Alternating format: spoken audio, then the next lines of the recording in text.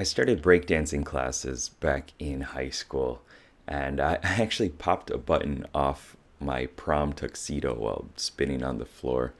I was pretty good at it, actually. I was even invited on stage at Battle of the Year Korea, but I was too nervous and chose not to dance.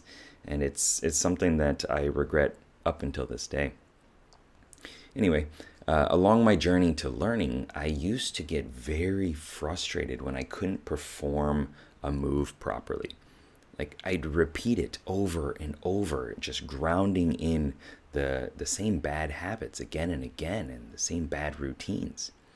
And eventually I realized that overthinking and overanalyzing isn't the way to success.